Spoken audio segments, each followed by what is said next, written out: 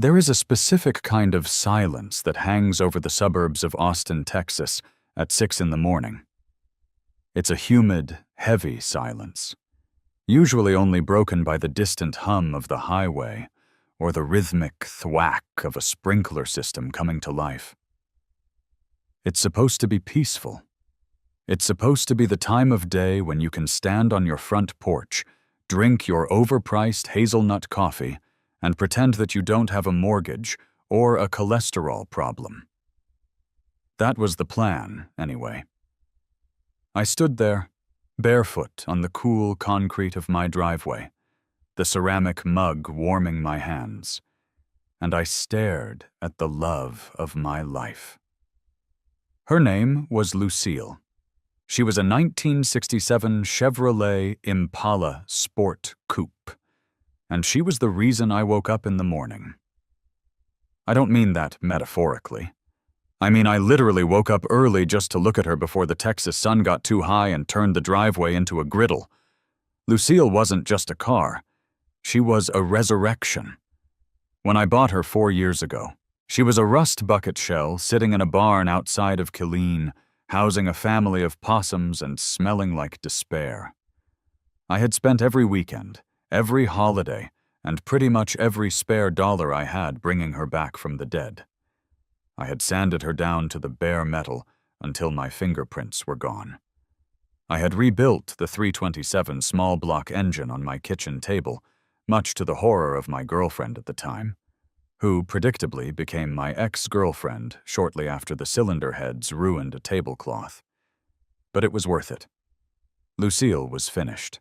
She was painted a custom, deep ocean midnight blue, a multi-stage pearl coat that looked black in the shade but exploded into a galaxy of sapphire sparkles when the sun hit it. She was perfect. She was my Mona Lisa, and someone had spray-painted "Move It" in neon pink letters across her entire driver's side. My brain didn't process it at first. It refused. It was like looking at a dead body. Your mind just rejects the data because it's too trauma-inducing. I blinked. I took a sip of coffee. I blinked again. The letters were jagged, dripping, and aggressive.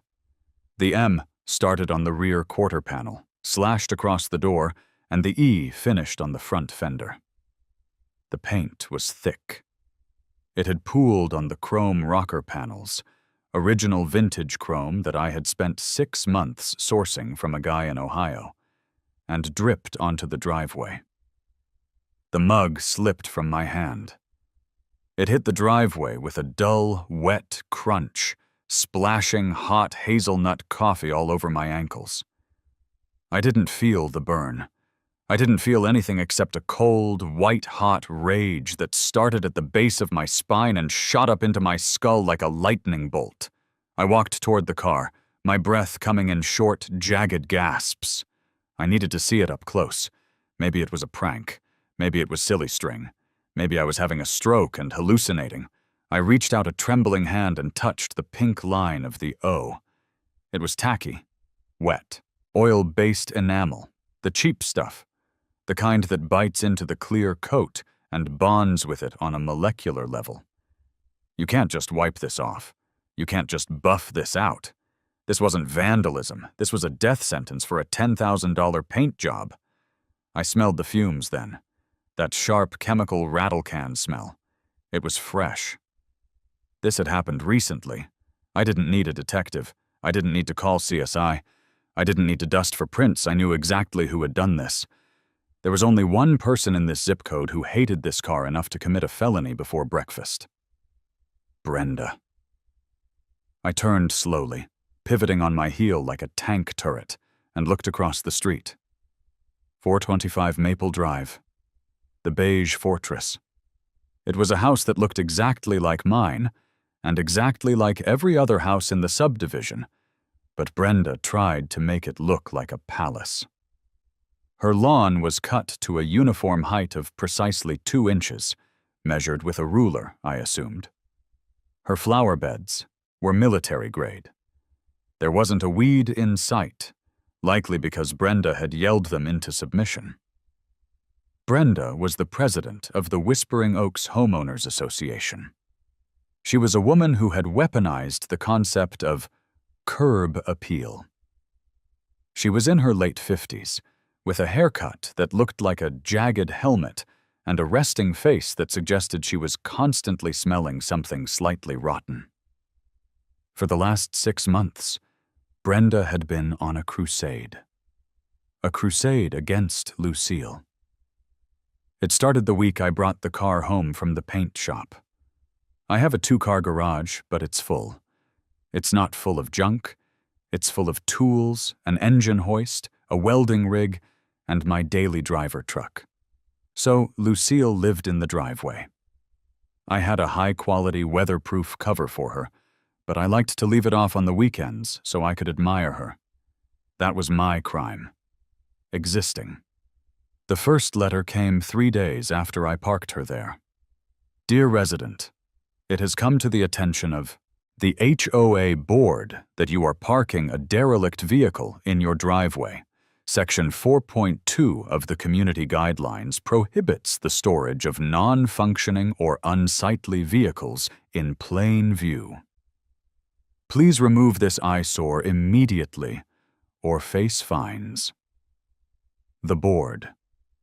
I had marched over to her house that day, polite but firm. Brenda, I'd said, it's not derelict. It runs perfectly. It's a restored classic. It's worth more than your Honda. It looks like gang activity, she had said, clutching her pearls. It's loud. It smells like gas. And that color, it's aggressive. It doesn't fit the earth tone aesthetic of the neighborhood. It's blue, Brenda. It's a car. It's a blight, she had sniffed. Move it, or I will fine you until you go bankrupt. We had gone back and forth for months. She sent fines for oil stains that didn't exist. She sent fines because the car cast a shadow on her mailbox. I'm not kidding. She called the city code enforcement, who came out, saw the car, high-fived me, and left. She called the police twice to report a noise disturbance when I was tuning the carburetor at 2:00 p.m. on a Saturday. And now, this. I looked back at the car. Move it! She had literally written her demand on the vehicle. It was so brazen, so incredibly stupid, that I almost respected the audacity. Almost. I checked my watch. 6:10 a.m. I didn't care. I marched across the street. I didn't walk. I stormed. I could feel the adrenaline pumping through my veins, making my vision sharp and high contrast. I stepped onto her driveway, her precious, power-washed driveway, and up to her front door. I didn't ring the doorbell. I pounded on the wood with the meat of my fist. Thud, thud, thud. Brenda, open the door! I waited. Silence. Thud, thud, thud. I know you're in there, Brenda. I know you're awake. A light flickered on in the hallway. I heard the chain rattle. The door cracked open about 3 inches, and there she was. One eye visible, glaring at me through the gap. Do you have any idea what time it is? She hissed. Her voice sounded like tires screeching on dry pavement. I should call the police for harassment. You are disturbing the peace. Open the door, Brenda, I said. My voice was dangerously calm. It was the calm of a man who is deciding whether to commit murder or file a lawsuit. I will do no such thing. Go away, you lunatic. Look at my driveway, I said, pointing behind me without turning my head. Look at it. She hesitated. Then curiosity got the better of her. She opened the door a little wider and peered past me. I saw her eyes land on the Impala. I saw the recognition. And then I saw the smirk. It was a tiny thing, a twitch of the corner of her mouth, a flash of satisfaction in her beady little eyes. She didn't look shocked. She didn't look confused. She looked proud. My goodness, she said, her voice dripping with fake sympathy. Looks like someone finally got tired of looking at that. Trash heap. I told you, Jack. I told you the neighborhood wouldn't stand for it. People take pride in their homes here. You did it, I said. She laughed. It was a dry, hacking sound. Me? Don't be ridiculous. I am the president of the HOA. I uphold the law. I don't break it. You spray-painted my car, Brenda. It's pink. It's the same pink as those hideous flamingos you put in your backyard for your granddaughter's birthday last week. Pink is a very common color, she said, crossing her arms over her floral bathrobe. And honestly, it's an improvement. At least now it matches the tacky vibe you bring to this street. Maybe you should take the hint, Jack. Whoever did that? They were just doing what we were all thinking. They were performing a public service. So you're admitting you're glad it happened? I'm saying you deserved it, she snapped, her mask slipping. She stepped out onto the porch, getting in my face.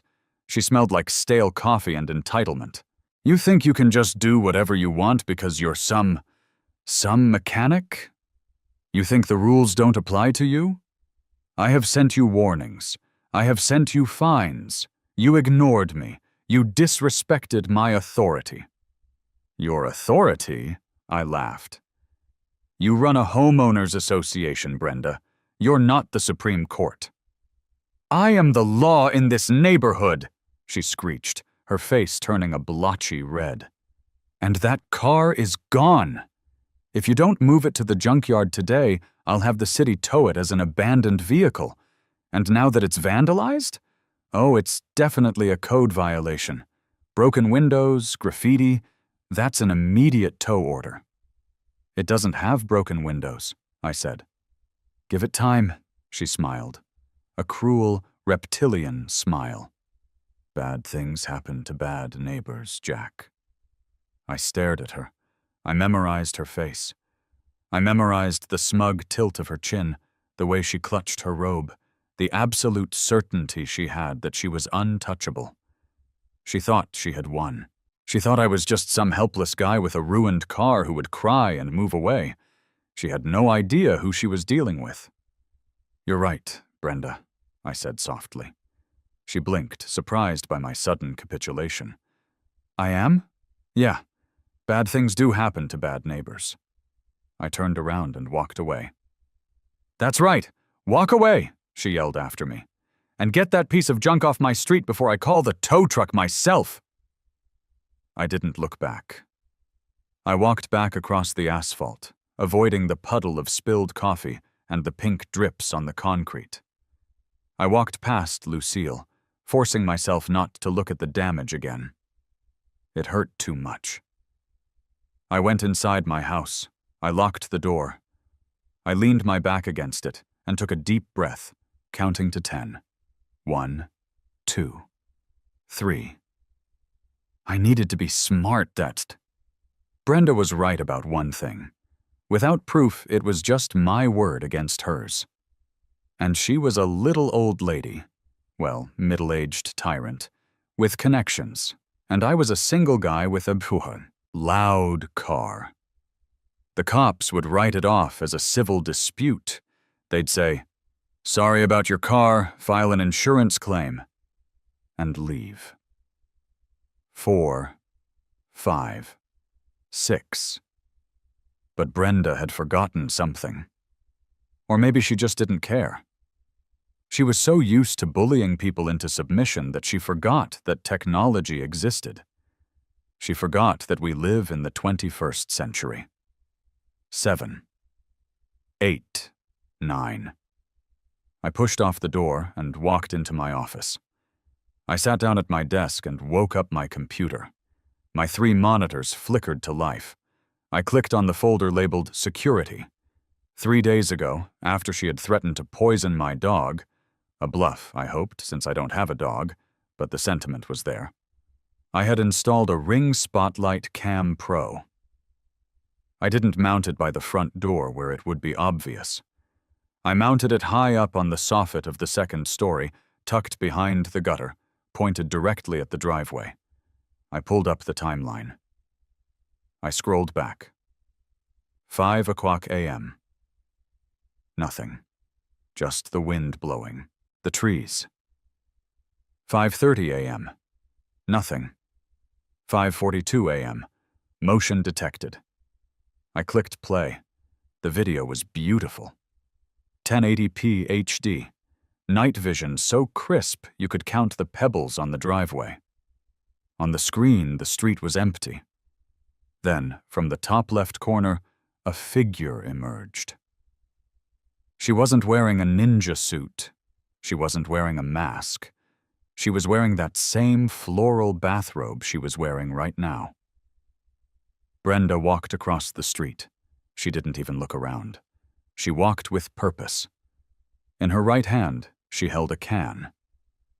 I leaned in, watching the screen. She walked right up to Lucille.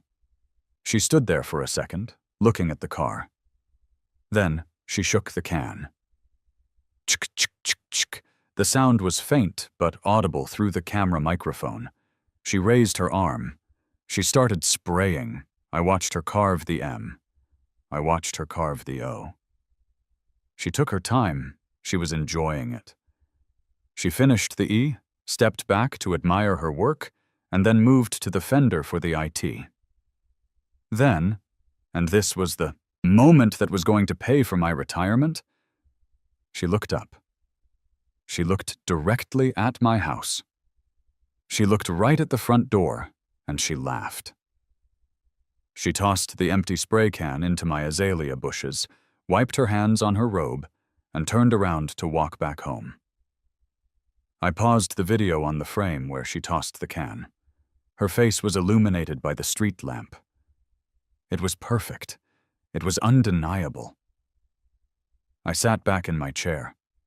A low, dark chuckle bubbled up from my chest. "Gotcha," I whispered. I didn't just have her for vandalism. I had her for criminal mischief. In Texas, the degree of the crime depends on the cost of the damage. I did a quick mental calculation. To strip and repaint a custom pearl coat on a vintage car, you can't just paint the door. The color won't match. You have to paint the whole side. Maybe the whole car to get the blend right. Labor, materials, chrome replacement, because she sprayed the trim. We were looking at $15,000 minimum. Anything over $10,500 is a state jail felony. Brenda hadn't just played a prank. She had committed a felony that carried a sentence of 180 days to 2 years in a state jail facility. I picked up my phone. I didn't dial the non-emergency line. I dialed 911. 911. What is your emergency? I'd like to report a crime in progress, I said, my voice steady. My neighbor is currently harassing me, and I have video evidence of her causing approximately $20,000 in damage to my property. Is the person still there, sir? Oh, she's there, I said, looking out the window at Brenda, who was now out on her lawn, watering her petunias as if nothing had happened. She's right across the street. Officers are on the way. I hung up the phone. I looked at the video clip one more time. I saved it to my hard drive. I saved it to my Google Drive. I emailed it to my work account. I texted it to my brother. Then I went to the kitchen and poured myself another cup of coffee. I walked back out to the driveway to wait for the show. Brenda saw me come out. She glared at me over the hose nozzle. She shouted something about deed restrictions. But I didn't answer. I just leaned against the garage door, folded my arms, and stared at the entrance of the subdivision. 10 minutes later, the first cruiser turned the corner. It wasn't rushing. No sirens. Just a slow, predatory roll. It was a Dodge Charger, black and white, the distinct, aggressive silhouette of American law enforcement. Brenda stopped watering her flowers. She looked at the cop car. She smiled. She actually smiled. She thought they were here for me. She thought she had summoned them with her psychic HOA powers. The cruiser rolled past her house. It rolled past the stop sign. It pulled slowly into my driveway, the tires crunching on the gravel I'd swept off the concrete yesterday. The door opened, and a mountain of a man stepped out. He was at least 6'4", with a buzz cut and sunglasses that hid his eyes but couldn't hide the frown forming on his face. He adjusted his belt, the leather creaking, and walked toward me. But he didn't look at me. He stopped about 5 feet away from the Impala. He took off his sunglasses. He looked at the deep, midnight blue paint. He looked at the chrome. And then he looked at the neon pink Move It. A physical wince rippled through his body. It was the universal reaction of a car guy seeing a tragedy. "That's a 67, the officer said. His voice was deep, like gravel tumbling in a dryer. "Yes, sir," I said. "Sport coupe, 327 V8, turbo fire. Original engine? Matching numbers. Rebuilt it myself." The officer shook his head slowly. He looked like he was in physical pain. He reached out a hand toward the fender, hovered it over the pink paint, and pulled it back. "Please tell me that's vinyl wrap. Please tell me that peels off." "Oil-based enamel," I said. "Rust-Oleum, I think." She shook the can really hard. The officer turned to look at me properly for the first time. His name tag read, Miller. "She?" I nodded toward the street. "My neighbor, Brenda, the one staring at us right now." Miller turned. Brenda was standing at the edge of her lawn, the hose still running onto her driveway, creating a puddle. She looked confused. She was waiting for him to arrest me. "She did this?" Miller asked. "This morning, about 40 minutes ago. You see her do it?" "Better?" I said, pulling my phone out of my pocket. "I have it in 4K. Miller took my phone. I hit play. We stood there in silence as the video played. Miller watched Brenda march across the street. He watched her spray the car. He watched her laugh. He watched her toss the can. "Can is in the azaleas," I said quietly. "I haven't touched it." Miller handed the phone back to me. His face had hardened. The car guy sorrow was gone, replaced by cop coldness.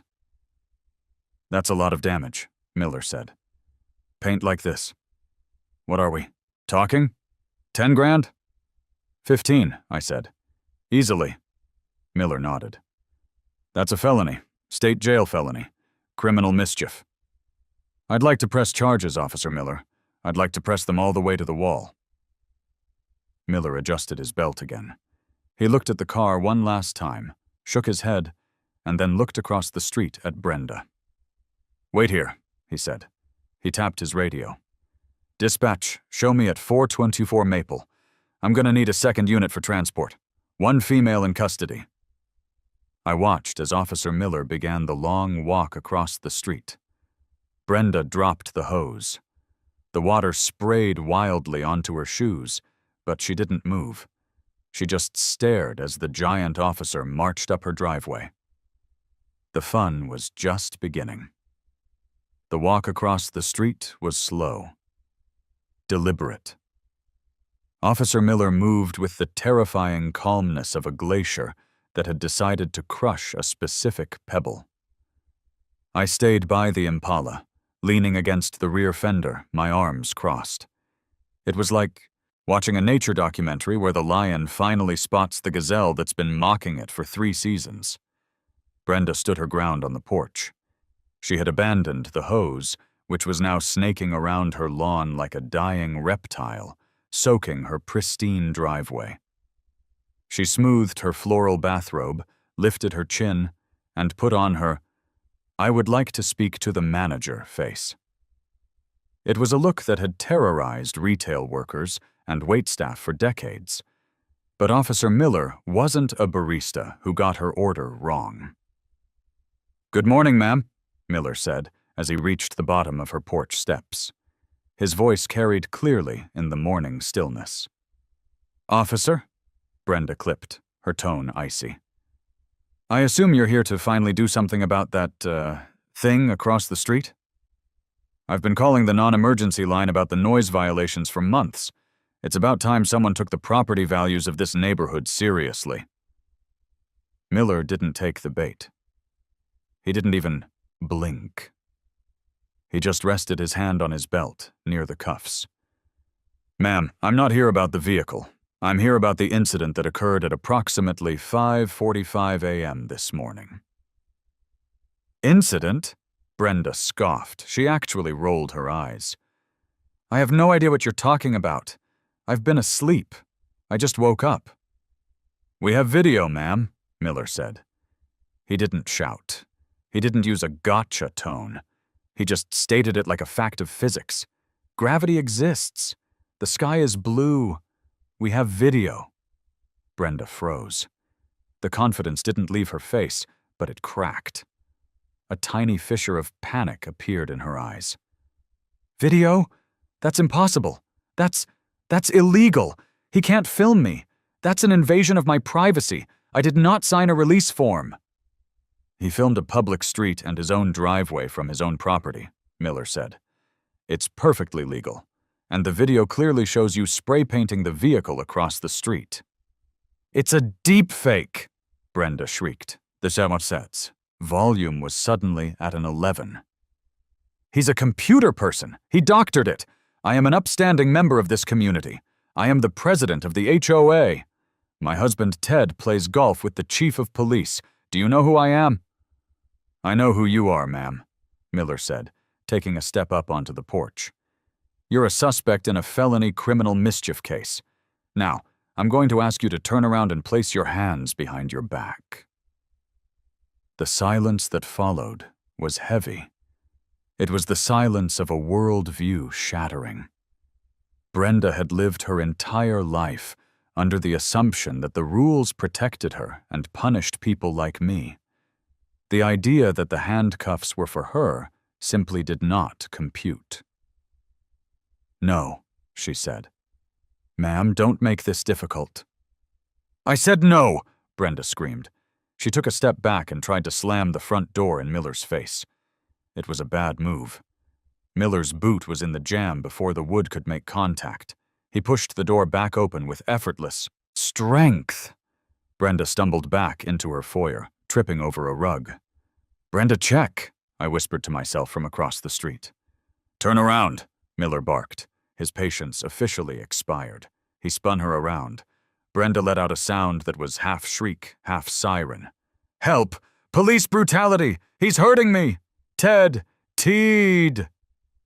The neighborhood was awake now. Mr. Henderson, 2 doors down, had come out onto his porch in his plaid pajamas. He was holding a bowl of cereal. He stopped eating, the spoon hovering halfway to his mouth, watching the scene unfold with the rapt attention of a man watching the Super Bowl.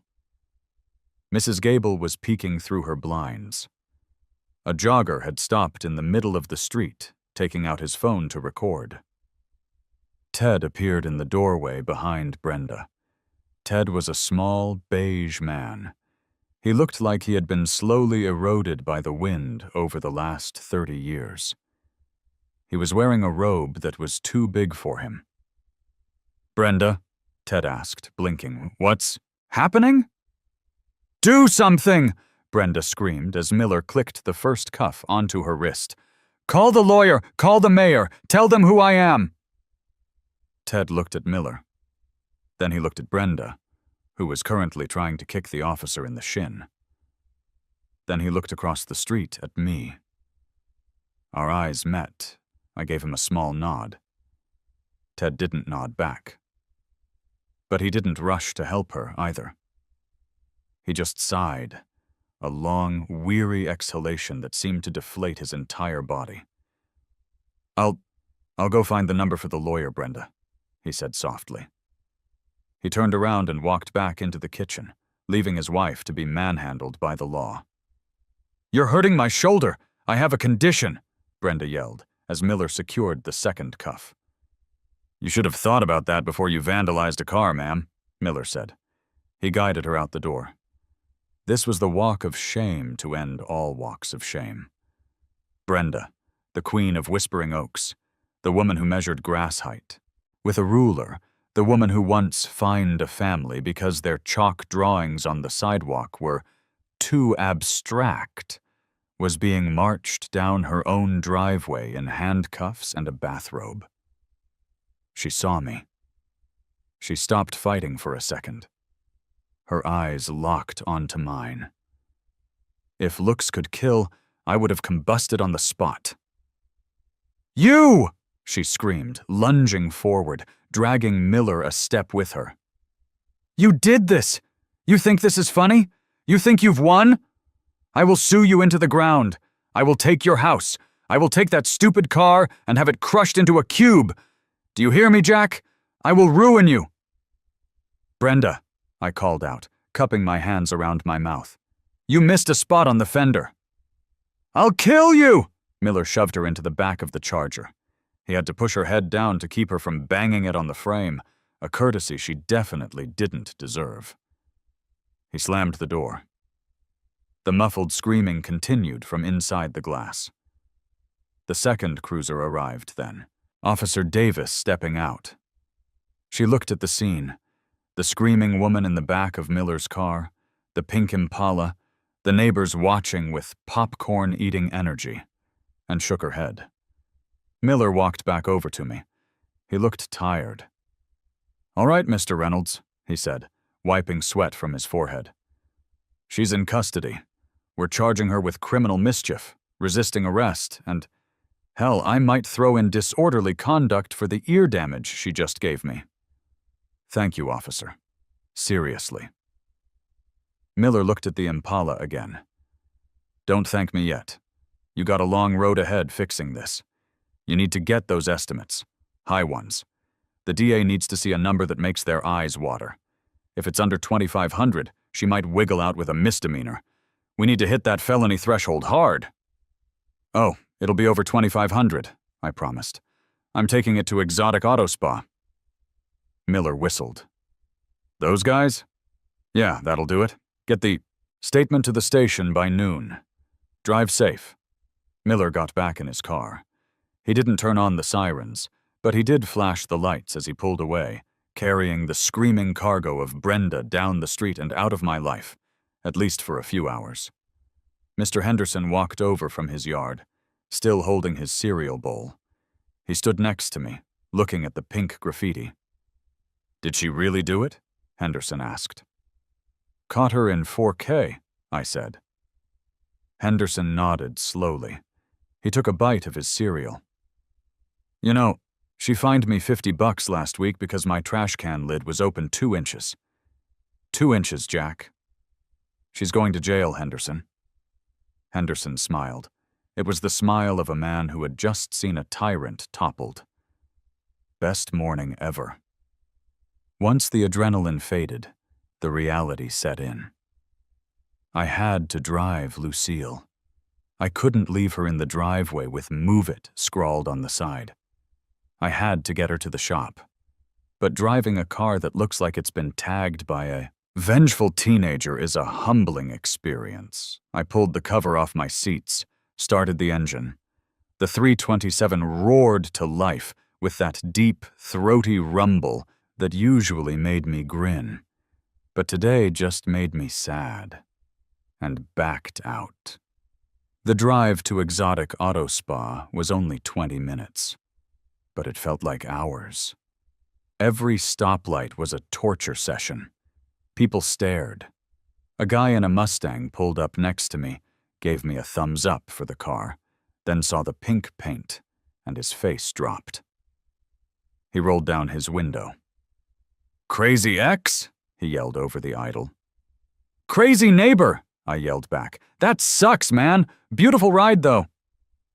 I pulled into the lot of Exotic Auto Spa. This wasn't a Collision King or a Mako. This was a place where the floor was polished concrete, and the air smelled like expensive wax and ozone. There were 2 Ferraris in the bay, and a 1969 Camaro that looked like it had been dipped in liquid glass. Rico, the owner, was standing by the bay door. He knew me. He knew Lucille. He had painted her 3 years ago. When he saw the pink, he didn't say anything. He just closed his eyes and pinched the bridge of his nose. I parked and got out. "Don't say it," I said. "Jack," Rico sighed, walking over and inspecting the damage. "Why? Why?" "Neighbor dispute. She used Rust-Oleum." Rico hissed through his teeth. He ran a finger near the paint, but didn't touch it. "Enamel. And it's been baking in the sun for 4 hours? It's bit in, Jack. It's bit deep." "Can you buff it?" Rico looked at me like I had asked if he could perform surgery with a spoon. "Buff it? On this pearl? Jack, if I try to solvent this off, I'm gonna burn the clear. If I wet sand it, I'm gonna go through the pearl layer. And look here." He pointed to the door handle and the chrome trim. "She sprayed the bright work. The solvents in that spray paint etch chrome. That's ruined." "So what's the fix?" "Strip it," Rico said, shaking his head. "I gotta strip the door, the fender, and the quarter panel. But here's the problem. This color, midnight sapphire pearl, I mixed this custom. Even if I mix it perfectly again, the pearl flake lays down differently depending on humidity, air pressure, the spray gun angle. If I just paint the side, you'll see the difference when the sun hits it. It'll look like a patchwork quilt." So? So, to do it right? To make it show quality again? I gotta respray the whole car. Hood, roof, trunk, everything. Blend it all in. "Give me the number, Rico," I said. "And don't do me any favors. Don't give me the buddy price. I need the real price. The insurance company and her lawyers need to see the real price." Rico walked into his office. I heard typing. A printer whirred. He came back out with a sheet of paper. He handed it to me. Parts and labor estimate. Strip and prep, chemical dip media blast affected panels. $3,200. Body work and block sanding. $2,500. Chrome trim replacement. Vintage OEM. $1,800. Paint materials. PPG custom pearl, clear. $3,500. Paint labor, refinish, complete exterior. $5,000. Cut and buff, show finish. $1,200. Hazardous waste disposal. $250. Total, $17,450. I looked at the number. It was staggering. It was more than most people's daily drivers were worth. "It's perfect," I said. "When can you start?" "Leave it," Rico said. "I'm not letting you drive that monstrosity back home. I'll pull it in now. We'll get the pink off today just to stop the chemical reaction, but the paint job is going to take 6 weeks. Take your time, Rico. Just make her beautiful again." I took an Uber home. The receipt for the estimate was burning a hole in my pocket. $17,450. That was a Class A misdemeanor? No way. That was a state jail felony. In Texas, the threshold for a state jail felony is $2,500 to $30,000. We were comfortably in the go-to-jail bracket. Brenda was in holding for 12 hours. I found this out because I have a friend who works dispatch for the county. Apparently, Brenda was a nightmare. She demanded vegan meals. She demanded a pillow. She demanded to speak to the police commissioner. She told the booking officer that her cuffs were too tight 6 times. But money talks, and Ted, poor beleaguered Ted, finally managed to liquidate enough assets or call enough favors to post her bail. She came home at 8:00 p.m. I was sitting on my front porch in the dark, drinking a beer. I wanted to see it. Ted's Lexus pulled into the driveway. Brenda got out. She looked diminished. The floral robe was gone, replaced by wrinkled clothes she had been arrested in. Her hair, usually a helmet of hairspray, was flat on one side where she had probably tried to sleep on a concrete bench. She walked up her driveway. She didn't look across the street. She kept her head down. But I knew she knew I was there. The next morning, the restraining order was served. It was a standard protective order, but because we were neighbors, it had specific clauses. She could not communicate with me. She could not step foot on my property. And, crucially, she had to maintain a distance of 500 feet from my person, wherever possible. The wherever possible was the kicker. Since our front doors were only about 80 feet apart, it meant that if I was outside in my front yard, she effectively couldn't be in hers. Saturday morning, 2 days after the arrest, I decided to test the waters. I went out to mow my lawn. I didn't need to mow it. It was fine. But I wanted to be outside. I saw Brenda's front door open. She stepped out, wearing big sunglasses and a hat, carrying her purse. She was heading to her car. I stopped the mower. I stood right at the edge of my curb. She froze. She looked at me. She looked at the distance between us. It was maybe 40 feet. She knew the terms. If she violated the order while out on bond, her bail would be revoked, and she'd go straight back to the lockup until trial. She stood there, hand onto her car door handle, vibrating with rage. I gave her a little wave. Just a tiny finger lift. She slammed the car door shut, turned around, and marched back into her house. I restarted the mower. The grass had never looked greener. The legal machine grinds slow, but it grinds fine. 2 weeks later, I was sitting in the office of Saul Zimmerman. Saul was a lawyer who specialized in civil litigation and property law. He looked like a badger who had learned to wear a suit. He was short, aggressive, and had a reputation for making grown men cry in depositions. "So," Saul said, looking at the police report and the estimate from Rico. "Let me get this straight. She admits to it on video?" "Yes." "She's the HOA president?" "Yes."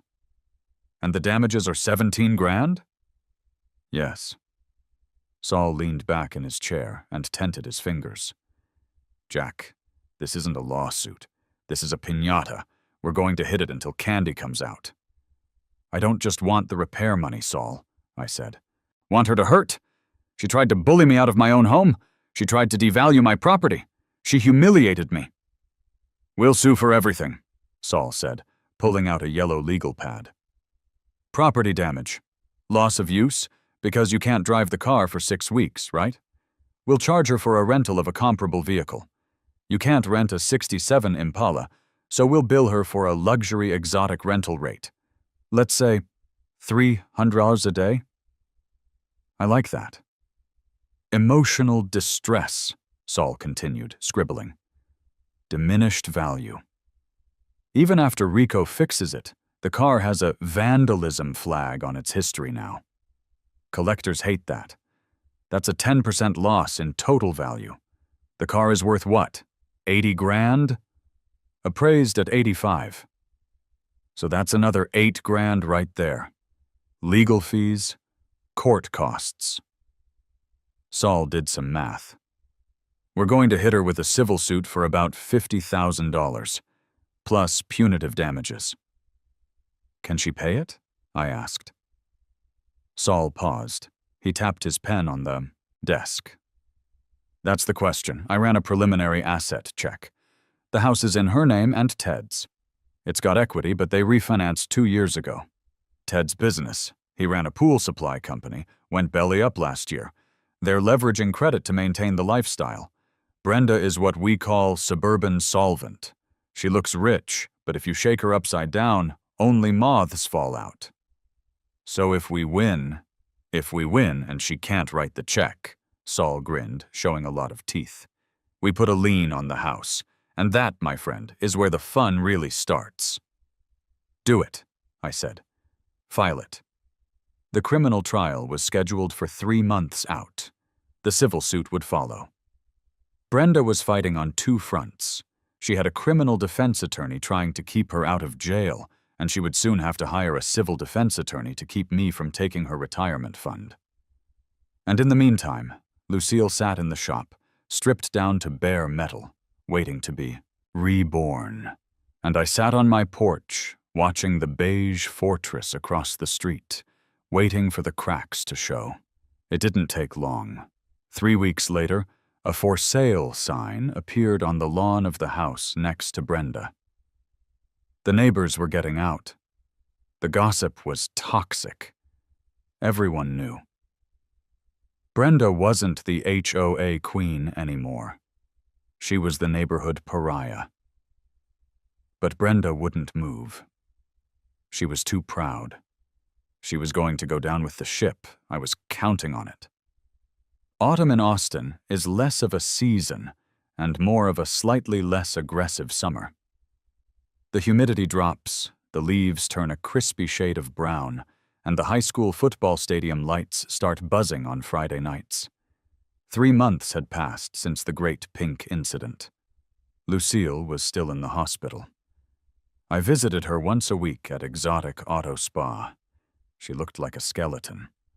Rico had stripped her down to the bare metal. The pink was gone, but so was the blue. She was a gray, steel ghost sitting on jack stands. Seeing her like that, vulnerable and unfinished, kept my anger simmering at a steady, low boil. Across the street, things had gotten weird. Brenda was technically out on bail, awaiting trial. The restraining order was still in effect, which meant our interactions were limited to a bizarre form of interpretative dance. If I walked out to get my mail, and she was already at her mailbox, she had to scurry back inside like a startled cockroach. If I was washing my truck in the driveway, she couldn't come out to water her hydrangeas. She tried to maintain her grip on the neighborhood, but her power was slipping. The "for sale" sign next door had sold, and the new neighbors, a young couple with a very loud golden retriever, didn't know Brenda's history, and they didn't care about her rules. I saw the dog pee on Brenda's prize-winning petunias once.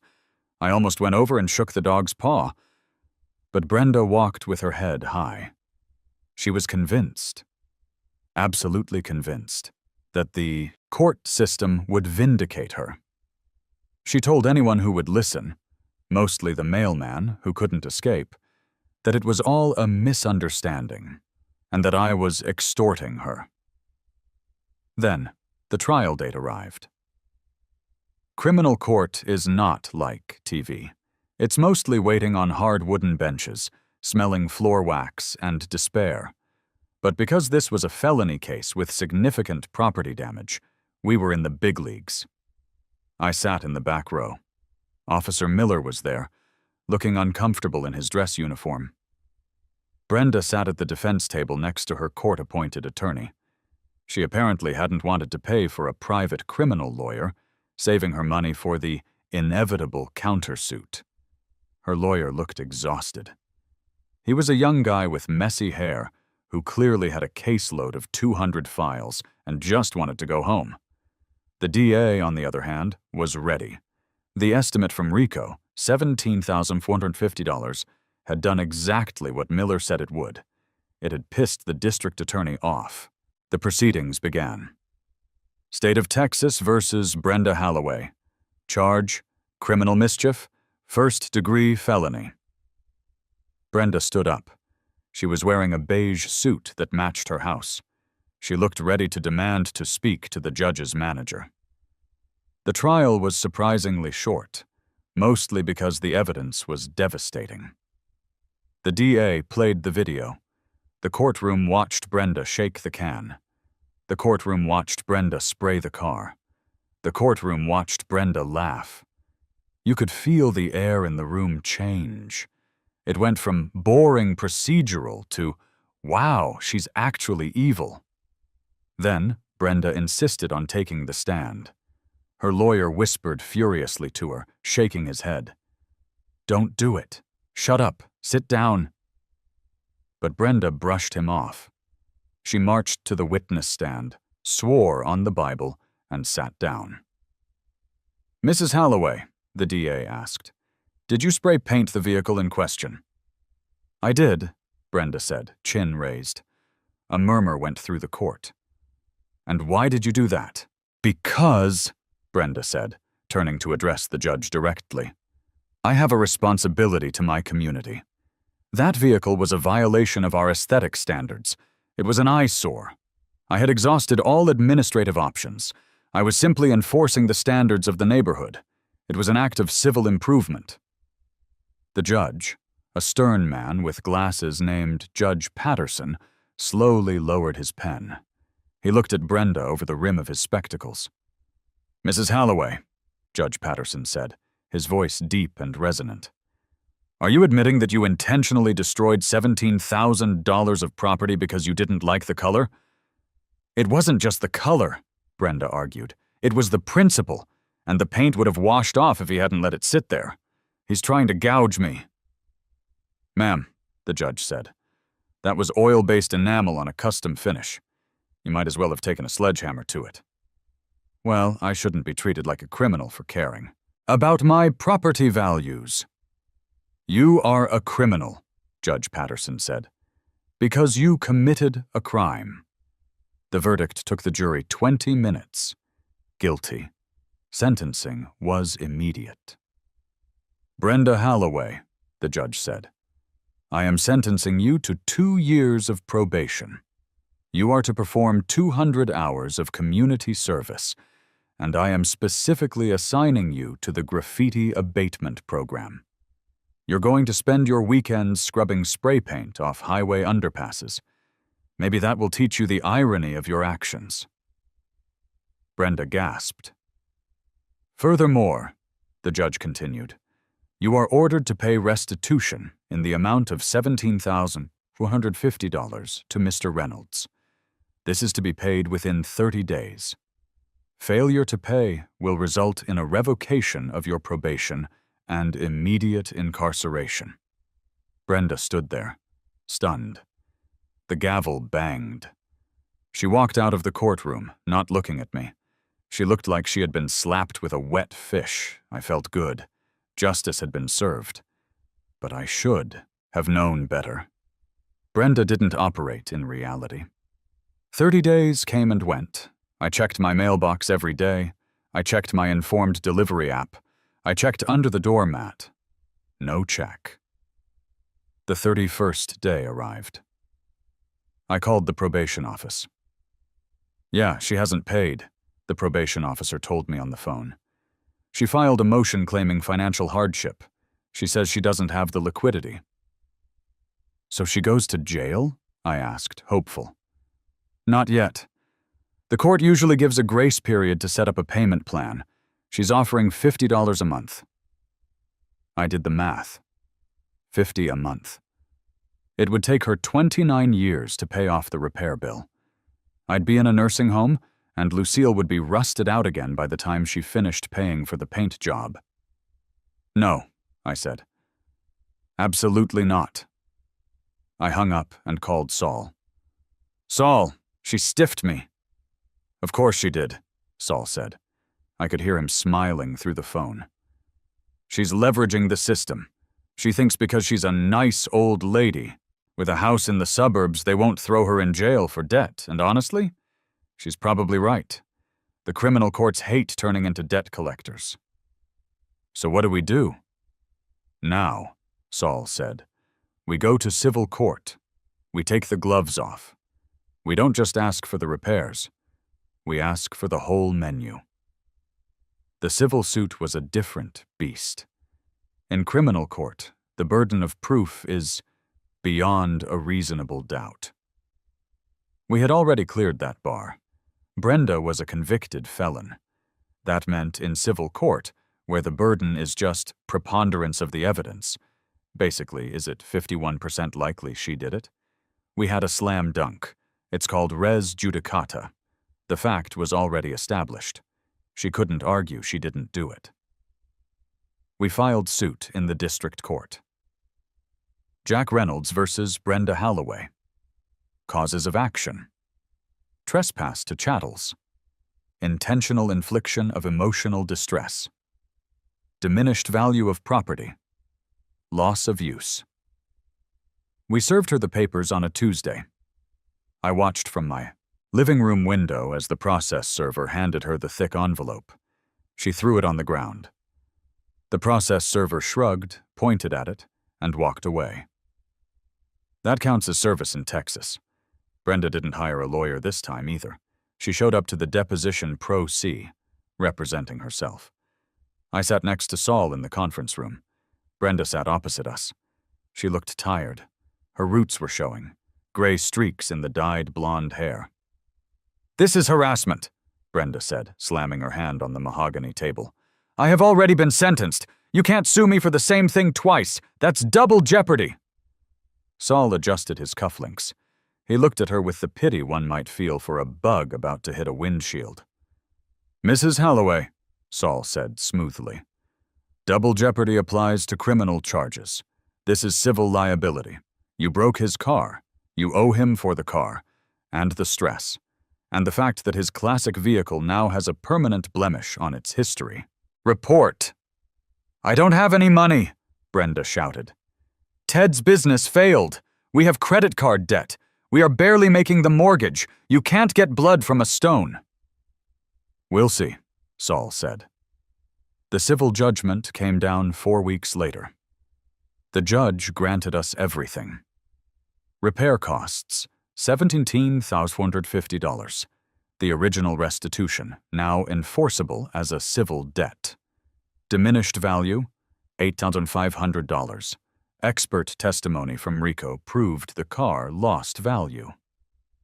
Loss of use, $5,400. 45 days at a $120 day for a rental. Emotional distress, $5,000, because Brenda was malicious. Legal fees, $12,000. Texas law allows recovery of attorney fees for property damage claims. Total judgment, $48,350. With interest, we were looking at $50,000. "Okay," I said to Saul as we walked out of the courthouse. "Great piece of paper, frame-worthy. But she just said she's broke. How do we collect?" Saul stopped on the courthouse steps. He pulled a cigar out of his pocket. He didn't light it, just held it. "She says she's broke," Saul said. "But she owns a house, a nice house, in a nice neighborhood." "Homestead exemption," I said. "I know Texas law. You can't force someone to sell their primary residence to pay a judgment." "True," Saul said. "Texas has very strong homestead protections. We can't force a sale to pay a general judgment creditor.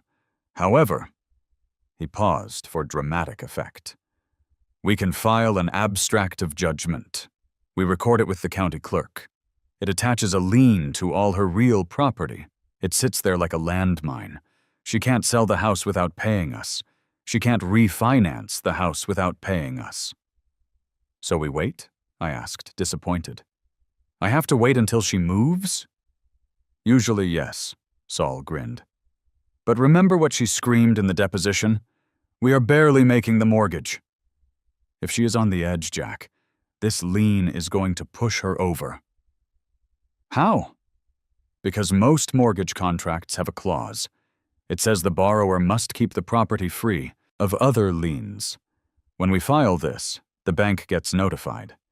It dings her credit score. Hard. If she's on an adjustable rate, or if she was trying to refinance to lower her payments to survive. We just killed that option. We are the sand in the gears." "File it," I said. We filed the lien. The reaction was delayed, but explosive. 2 weeks later, I was in my garage, organizing my tools. The garage door was open. I heard shouting. I walked out. Ted and Brenda were in their driveway. They were arguing, loudly. This was new. Ted never argued. Ted was a doormat. But today the doormat was fighting back. "They denied it, Brenda!" Ted was yelling, waving a letter. "They denied the refinance because of the judgment. The bank said our debt-to-income ratio is shot and the lien makes us toxic." "Lower your voice," Brenda hissed, looking frantically at my house. "I won't lower my voice. We can't make the payment this month. We're 3 months behind already. I told you to pay him. The restitution money from the savings. But no, you had to fight it on principle." "He's a con artist," Brenda screamed back. "I won't pay him." "Then we lose the house." Ted threw the letter on the ground. "Do you understand? The bank sent the notice of default. Foreclosure, Brenda. They're taking the house." I stepped back into the shadows of my garage. My heart was pounding. Foreclosure. It wasn't me taking the house. It was the bank. But I was the reason she couldn't save it. My lien was the anchor dragging them down. I called Saul immediately. "Saul, it's happening. The bank is foreclosing." "Excellent," Saul purred. "That means the property is going to auction." "What happens to my lien? If the bank forecloses, their mortgage is superior. They get paid first. Your lien might get wiped out in the foreclosure if there isn't enough surplus money. You might not get paid." My heart sank. So I did all this for nothing? Financially? Maybe, Saul said. But you said you wanted revenge, right? Yes. Well, the house goes to public auction. Anyone can bid, including you. I stopped. The gears in my head started turning. Saul, I said slowly, if you buy the house at the foreclosure auction, you own it, free and clear, and you become Brenda's landlord for the eviction process. A smile spread across my face.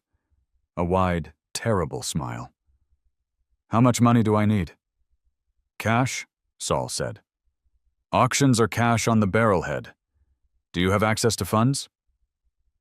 I thought about my savings. I thought about the inheritance from my grandfather I had been saving for a rainy day.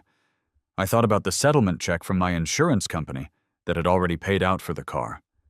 I was suing Brenda to reimburse them, essentially. I have about $300,000 liquid, I said, if I liquidate my portfolio. That might be enough, Saul said. Distressed properties go cheap, but if you bid as Jack Reynolds, she'll know. She might trash the place. We need a shell company, I said. Way ahead of you, Saul said. What do you want to call it? I looked at the empty spot in my driveway where Lucille usually parked. I remembered the neon pink paint. Neon Justice Holdings, LLC. I love it, Saul said. I'll draft the articles of incorporation. The auction is usually the first Tuesday of the month on the courthouse steps. Get your cashier's checks ready, Jack. We're going shopping. The weeks leading up to the auction were excruciating. Brenda was in full denial mode. I could see it. She wasn't packing. She wasn't looking for apartments. She was watering her lawn. She was putting up seasonal decorations, a wreath made of dried corn for Thanksgiving. She truly believed that it wouldn't happen. She thought that because she was Brenda Holloway, bad things didn't happen to her. She probably thought Ted would fix it, or the bank would give them another extension, or the HOA bylaws would somehow prevent a foreclosure. I stayed quiet. I kept my head down. I drove my rental car, a soulless Toyota Camry that smelled like vanilla air freshener, and parked it in the garage so she wouldn't see me. The first Tuesday of December arrived. It was cold. A gray, biting wind whipped through downtown Austin. I didn't go to the courthouse. I couldn't risk being seen. Saul sent a proxy, a guy named Mike who bought distressed properties for a living. Mike was instructed to bid up to $320,000. I sat in my home office, phone on the desk, staring at it. 10:00 a.m. The auction started. 10:15 a.m. Silence. 10:30 a.m. My phone rang. Hello? Mr. Reynolds? It was Mike. Congratulations. Did we get it? We got it. The bidding was light. The bank opened at the loan balance, which was about $240,000. One flipper went to $250,000. I hit him with $260,000. He walked away. $260,000. I choked. The house is worth $450,000. Foreclosures are brutal, man, Mike laughed. You just stole this house. Neon Justice Holdings is officially the owner of 425 Maple Drive. I'm heading to the clerk to record the deed. I hung up the phone. I stood up. My knees were shaking. I walked to the window. Across the street, Brenda was outside. She was hanging Christmas lights. She was putting up a string of tasteful white LEDs on the bushes I now owned. She was hammering nails into my porch.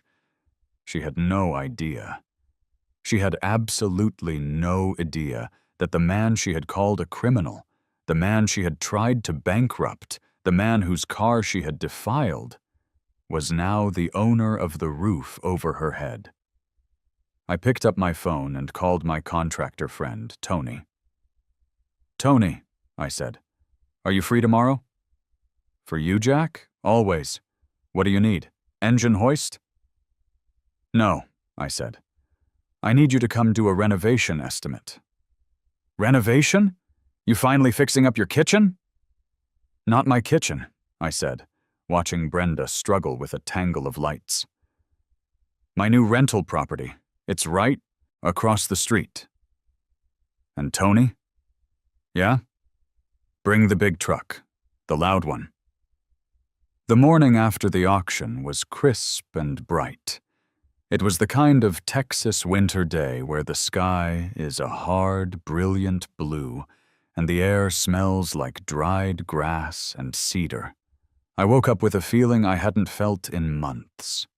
It wasn't just relief. It was ownership.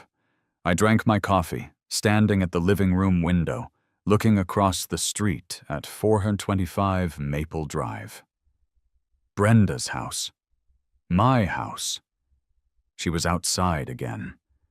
She was aggressively sweeping her porch, attacking invisible dust motes with a broom. She looked stressed, brittle. The for sale sign next door was gone. The new neighbors moved in, and the world was moving on without her. But she was still clinging to the illusion of control. It was time to shatter it. At 9:00 a.m. sharp, the rumble of a diesel engine shook the window panes. Big Tony had arrived. Tony drives a Ford F-450 dually. It's lifted. It's black. It has exhaust pipes the size of sewer mains. It is the exact opposite of everything Brenda stands for. He pulled up to the curb in front of her house, my house, and let the engine idle for a solid 10 seconds before killing it. The silence that followed was deafening. I walked out to meet him. I was wearing my work boots and holding a clipboard. I wanted to look official. Tony hopped out of the truck. He's 6'4", bald as an egg, and has arms that are mostly tattoos. "Morning, boss," Tony boomed. His voice is naturally amplified. The man has no indoor volume. "Morning, Tony," I said, shaking his hand. "Thanks for coming on short notice." For the man who bought the enemy's castle, I wouldn't miss it. Tony looked up at the house. He grimaced. Beige, so much beige. It looks like a giant cardboard box. That's what I said, I nodded, tapping my clipboard. I'm thinking we need to change the aesthetic, shake up the neighborhood a bit. We talking modern farmhouse or industrial chic? I'm thinking post-apocalyptic neon, I said loudly. I was thinking we paint the brick a nice, vibrant chartreuse and maybe pave the front lawn. Just asphalt the whole thing. Turn it into a parking lot for the car club. Tony laughed, a deep belly roar. I know a guy who has leftover highway paint. We can strip the lines right down the middle of the yard. The front door of 425 Maple flew open. Brenda stormed out. She was wearing her bathrobe again, the combat uniform of the suburban tyrant. She had the broom in her hand like a weapon. "Excuse me!" she shrieked. "What do you think you are doing?" She marched down the steps, stopping at the edge of the walkway. She pointed the broom handle at Tony. "You move that truck immediately. Commercial vehicles are not allowed to park on the street for more than 2 hours. Section 5.3 of the bylaws." Tony looked at me. He grinned. He crossed his massive arms. "She talking to me, boss?" "I am talking to you!" Brenda yelled, turning, her fire on me. "Jack, I see you. I know you hired this ruffian to harass me. You are violating the restraining order. You are within 100 feet of my person." I didn't back up. I didn't flinch. I just smiled. "Actually, Brenda," I said calmly, "I'm not harassing you. I'm conducting a site inspection." "Site inspection? For what? Your delusions?" She scoffed, shaking her head. "Get off my property. Both of you. Right now. Or I am calling the police. And this time, Jack, they'll revoke your bond. You'll go to jail." "Call them," I said. She paused. She blinked. She clearly hadn't expected that. "What?" "Call the police, Brenda. In fact, I'll wait." She narrowed her eyes. "You think I won't? You think I'm bluffing? I think you're confused about whose property this is."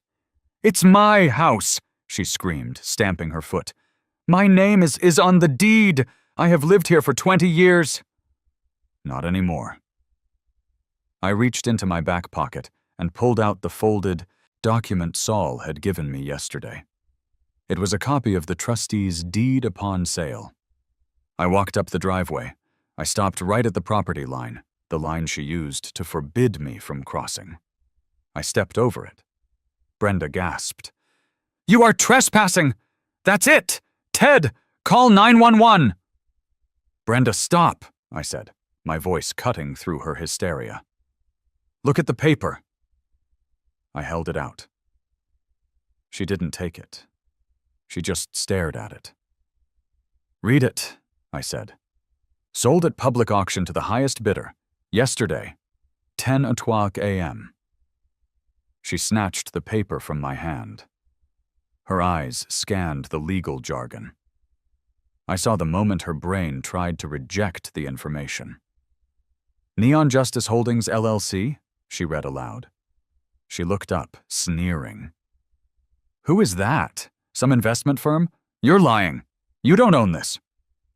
"I am the sole managing member of Neon Justice Holdings," I said. "I bought it, Brenda. I bought your debt. I bought your house. I own the roof, the walls, the beige siding, and those petunias you're standing on." "No," she whispered. The paper shook in her hands. "That's not... Ted said we had more time. The bank said..." "The bank foreclosed," I said.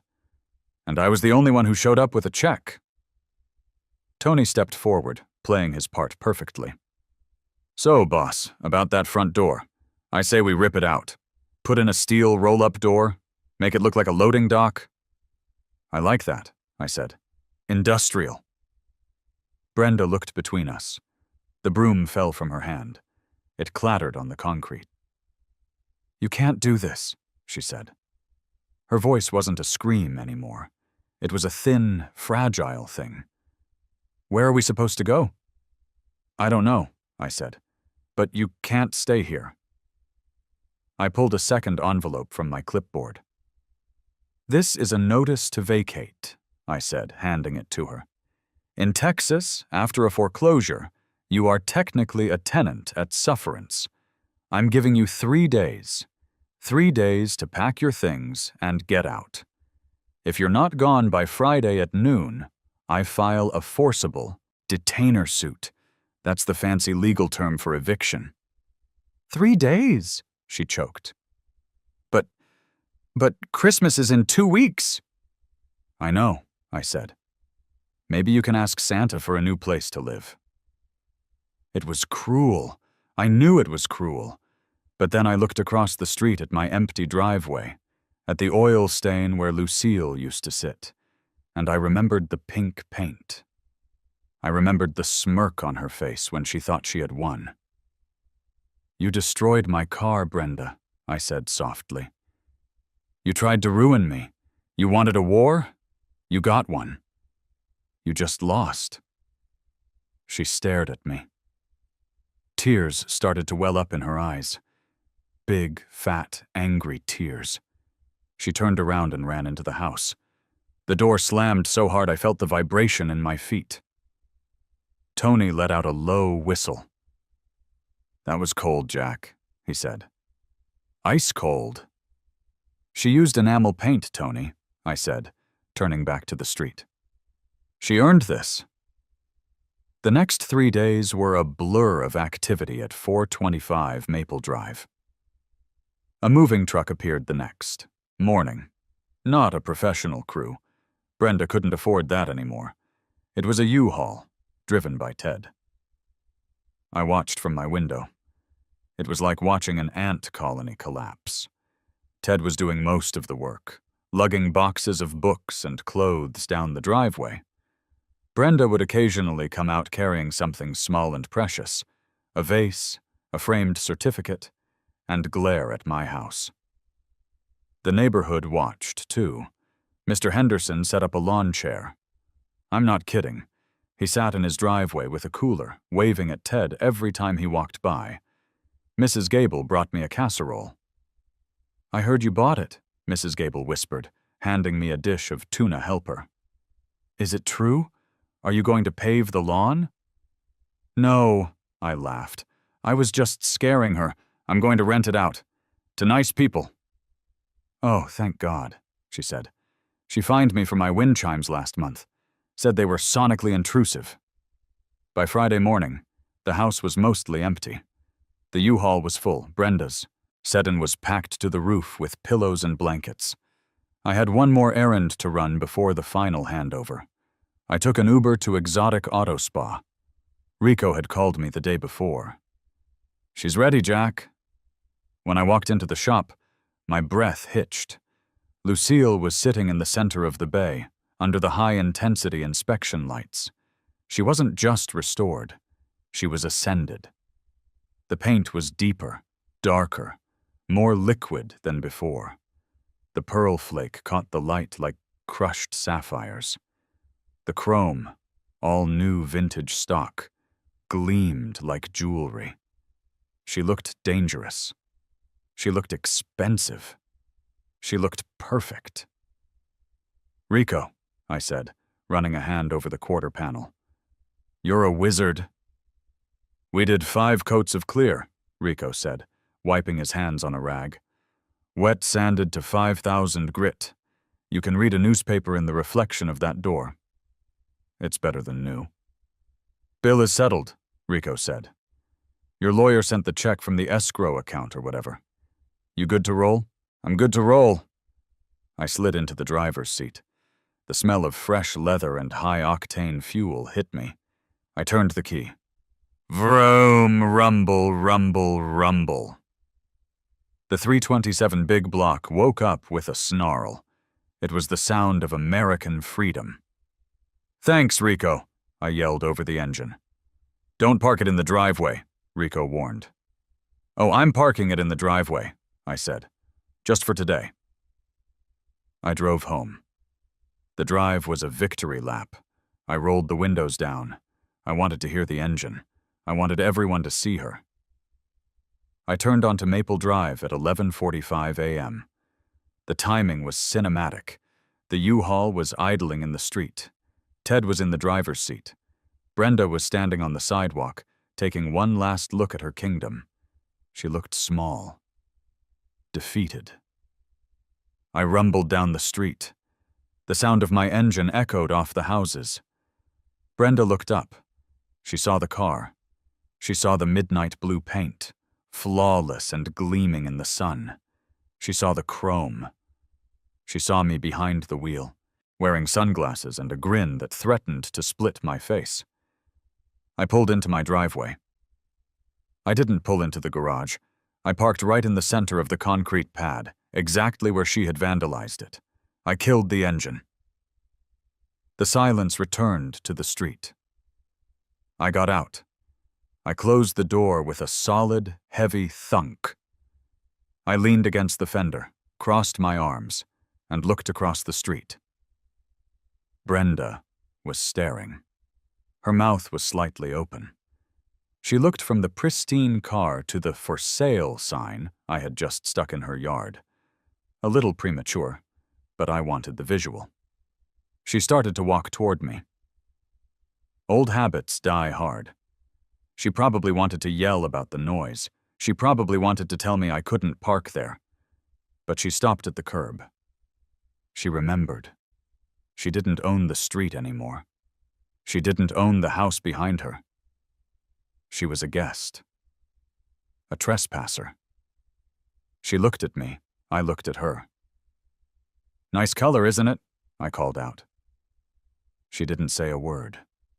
She couldn't. The magnitude of her loss finally hit her. She had lost her money, her reputation, her home, and her battle. And the car, the symbol of everything she hated, was still there, shinier than ever. She turned around, her shoulders slumped. She walked to the U-Haul, climbed into the passenger seat, and slammed the door. Ted put the truck in gear. They drove away slowly, the heavy truck lumbering down the street, disappearing around the corner. I stood there for a long time. Mr. Henderson came out. He walked over, holding a beer. He looked at the empty house across the street.